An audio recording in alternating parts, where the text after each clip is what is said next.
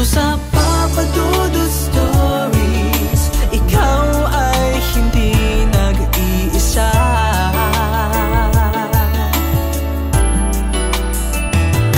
Dito sa Papa Dudut Stories, may nagmamahal sa'yo. Papa Dudut Stories, Papa Dudut Stories, Papa Dudut Stories.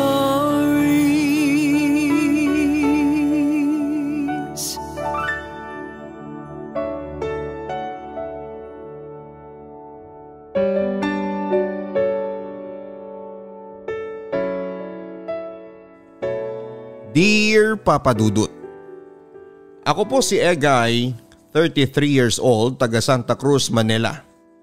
At malaki ang duda ko sa Diyos. Yan ang sinabi ko na kaagad sa inyo. Wala nang patumpik-tumpik pa. Sana po ibigay ninyo ako ng pagkakataon na ilahad ang kwento ng isang tulad ko na pakiwari ko'y tinalikuran na ng Diyos. Ilang taon na ang nakalipas. May trahedyang naganap sa buhay ko, isang trahedyang hindi dapat pagdadaanan ng kahit na sinong magulang. Namatayan ako ng anak, Papa Dudut. 7 years old pa lamang siya noon. Babae. Panganay naming anak ng misis ko. Dahil doon ay nasira ang samahan namin at ang paniniwala ko sa Diyos na sa totoo lang ay matagal nang lumalabo. Dati maayos naman ang paniniwala ko. Kahit may mga nadiskubre akong mga bagay na sumubok sa aking pagkatao. Solid pa rin ako sa pananampalataya ko. Bago ako matapos ng high school, namatay ang tatay ko sa malagim na aksidente. Taxi driver ang tatay ko at namatay siya pagkatapos niyang makumbinse ang magkasintahang pasahero niya na huwag dumiretso sa motel. Pagkatapos nilang bumaba, ayun, nabangga minamaneho niyang taxi ng bus. Dead on the spot ang tatay ko. Simula noon ay marami pang mga bagay ang sumubok sa aking pananampalataya. Isa na lamang ang matalik kong kaibigan. Pastor siya, nakaklase ko noong college. Ang mga pastor pwedeng mag-asawa at magkaanak. At kahit pastor na siya ay nagkikita pa rin kami tuwing nasa Maynila siya. Naging close ako sa misis at mga anak niya. Masaya ako pag nagkikita kami kasi pwedeng kaming mag-usap ng derechahan na parang magbabarkada pa rin. Kahit pa pastor na siya. At kahit alam niya ang opinyon ko tungkol sa Diyos ay hinihimok niya ako na magbalik loob. Hindi po siya sumusuko. Mahinahon pa rin niya akong pinakikinggan kahit galit na ako. At sa ending ay aayain pa rin niya akong magdasal at manumbalik sa simbahan. Ganon din ang huli naming pag-uusap. May matinding argumentong naganap pero hindi pa rin naubusan ng pasensya sa akin ang kaibigan kong ito na si Kevin. Pastor si Kevin. Ganon, Papa Dudut, ang takbo ng usapan namin. Seryoso at mainit. Walang preno kami ni Pastor Kevin kung mag-usap. Hindi ko na kailangang busalan ang bibig ko pagkausap ko siya. Bakit ko mapipigilan ang sarili ko? Kung yun talaga ang nararamdaman ko. Noong nasa college pa lamang ay hindi na kami nagbobulahan. Yung ibang mga tao, lalo na yung kakilala naming mga lalaki, puro bulahan ang bulahan kung pakinggan mo, Papa Dudut. Ikaw rin, pansinin mo ang mga kaibigan mo. Baka ganon din sila. Puros ganito ang mga dialogue. Oy idol, ang galing mo talaga sir. Siyempre ikaw pa. Akala ko si Dingdong Dantes ang parating, ikaw pala. Siyempre mas gwapo ka kay Dingdong Parikoy. O diba?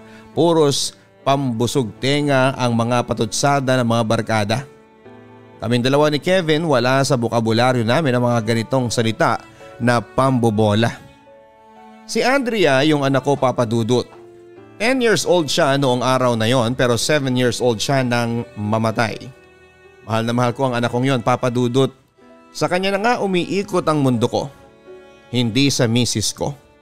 Unti-unti na kaming nawawalay sa isa't isa kahit noon bago pa mawala ang anak namin.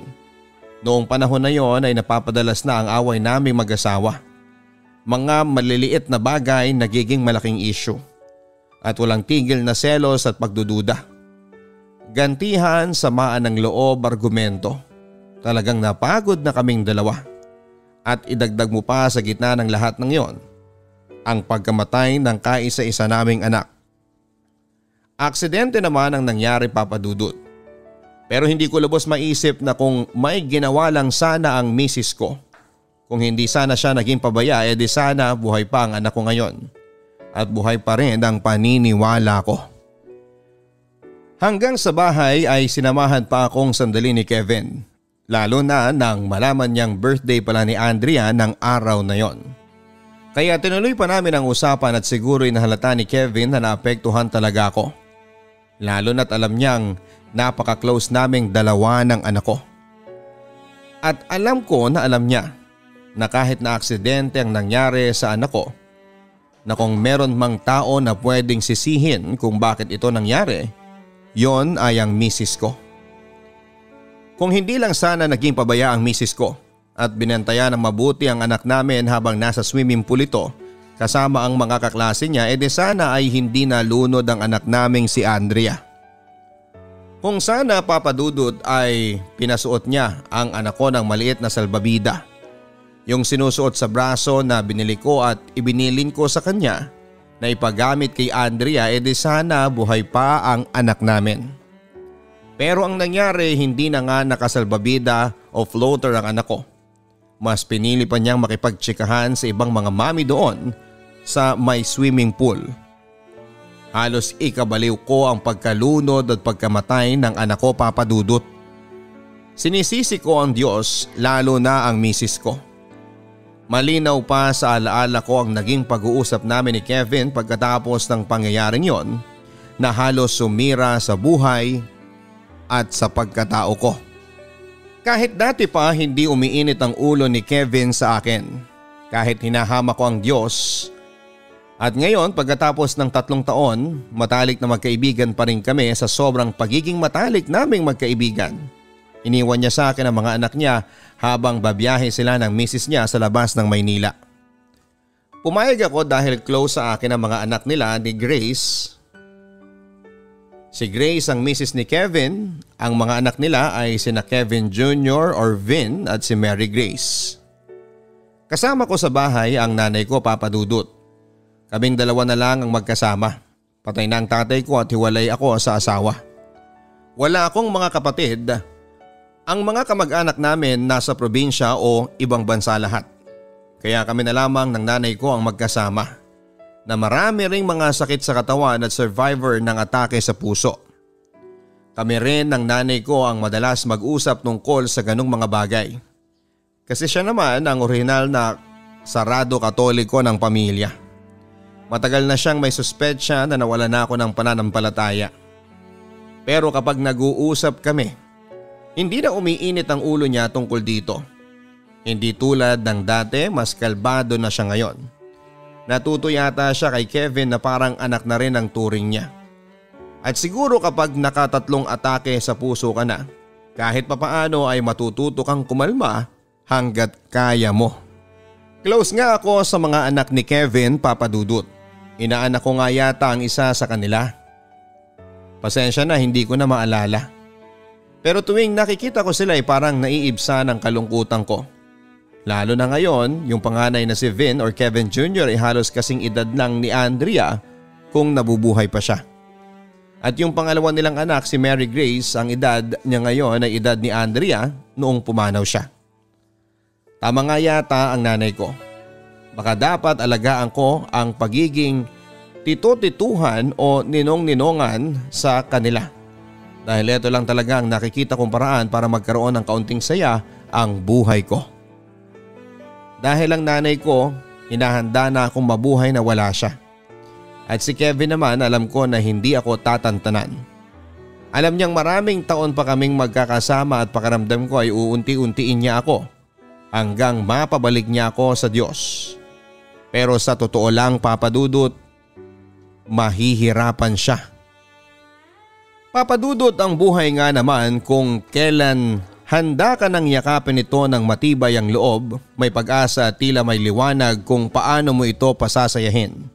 Saka ka naman biglang hahambalusin, sisipain, sasapakin ng matindi sa mukha at bubugbugin. Noong susunod na umaga, hinatid ni Kevin at ng misis niya na si Grace na Vin at Mary Grace sa bahay. Pinagkatiwala sa akin dahil may lakad silang mag-asawa sa Pampanga. Baka raw mapagod ang mga bata at hindi naman daw pa siya lang lakad na yon. May kinalaman ang biyahe nila sa negosyo ni Grace. Bago sila umalis, nagkausap pa kami. Ni wala kaming kamalay-malay kung ano ang mangyayari. Papa Dudut, sabi nila minsan daw, mararamdaman mo kung may trahedyang parating. Pero ako kahit kailan ay hindi ko naranasan na parang meron akong nararamdaman o kutob na meron mang paparating na kung ano. Kaya nagulat na lamang ako dahil noong araw na yon na magkakasama kami nila Vin at Mary Grace, na anak ng pinakamatalik kong kaibigan na si Kevin at asawa niyang si Grace, ay masasabi kong yon ang pinakamasayang araw ko mula noong nawala si Andrea. Naglaro kami, naghabulan, kumain ng ice cream, nagdrawing, nagbisikleta at nagtawanan ng nagtawanan. Pakiramdam ko, Papa Dudut, ay parang tatay akong muli.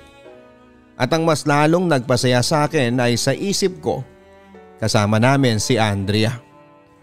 Naririnig ko ang tawa niya sa tawa ni Mary Grace at nakikita ko ang ngiti niya sa mga ngiti ni Vin.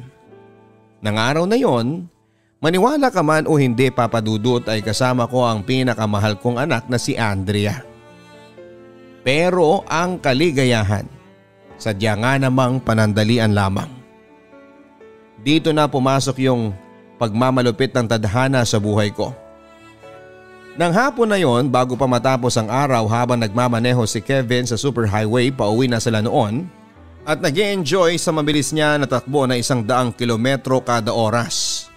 May mas mabilis pa na truck na nag-overtake kina Kevin at Grace.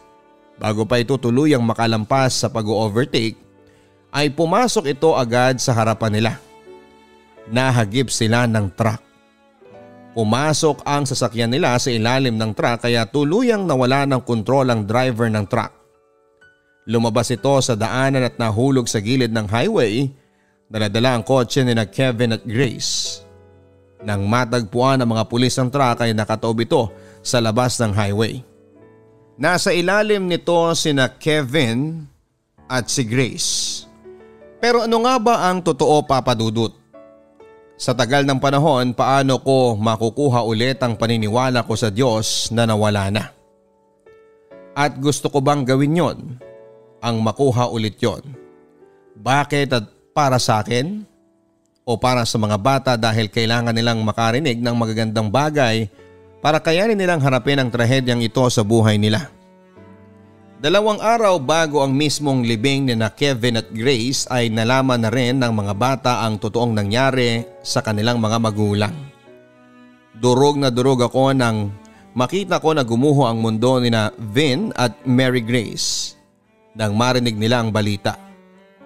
Naalala ko kung paano rin gumuho ang mundo ko noong marinig ko ang masamang balita na patay na ang anak kong si Andrea.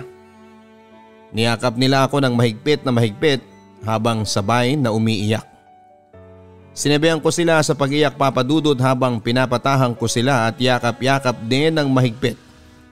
Naramdaman ko ang pighati, takot at pagmamahal sa mga bata sa kanilang mga magulang, sa malakas na iyak nila at sa bawat luhang nasalo ng damit ko habang nakayakap sila sa akin. Matapos ang libing ay napagkasunduan ng pamilya ni Grace na kupkupin sina Vin at Mary Grace. Mabuti na rin yun kesa sa akin sila mapunta. Hindi naman ako magreklamo o tatanggi kung sakasakali, Papa Dudut, parang mga anak ko na sina Vin at Mary Grace. Pero mas mabuti na doon sila sa poder ng kanilang pamilya tumira at lumaki. Mahal na mahal naman ang pamilya ni Grace yung 2 bata. Pero hindi natapos doon ang pagiging ninong ko sa kanila. Nandito pa rin ako para sa kanila at nakasuporta tuwing kailangan nila ako. At aaminin ko na sa pagdaan ng mga taon, hanga ako sa katatagang ipinakikita sa akin ng dalawang batang yon. Hindi ko kailanman narinig kina Vin at Mary Grace na sinisi nila ang Diyos. Bagkos ay nagpapasalamat pa sila at binigyan sila, Papa Dudut, ng napakabait na mga magulang at mga kamag-anak na labis na nagmamalasakit sa kanila. Bagay na hindi ko makikita o mararamdaman kung ako ang nasa posisyon nila. Dahil doon kahit na hindi nila sinasadya ay unti-unti nilang natuturuan ang puso ko na magbalik loob sa Diyos. Magtiwala sa Kanya at muling palakasin ang aking pananampalataya. Alam kong hindi ito agad-agad na mangyayari pero nararamdaman ko na doon na rin ako mapupunta. Sa pagbabago at muling pagbabalik loob sa Panginoon. Tulad ng gustong mangyari ng aking ina na ngayon ay kasama na niya. Salamat Papa Dudut sa pakikinig at sa pagbasa ng aking kwento. Egay.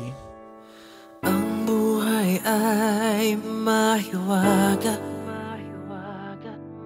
laging may lungkot at saya. Sa Papa Dudut Stories, laging may karamay ka.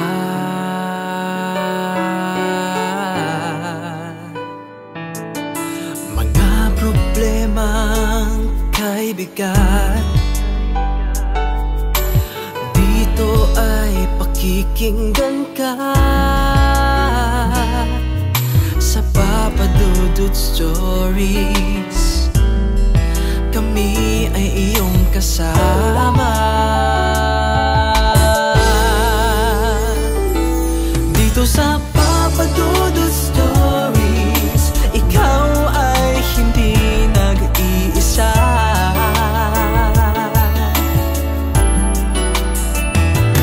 Dito sa Papa Dudut Stories, may nagmamahal sa'yo. Papa Dudut Stories, Papa Dudut Stories, Papa Dudut Stories.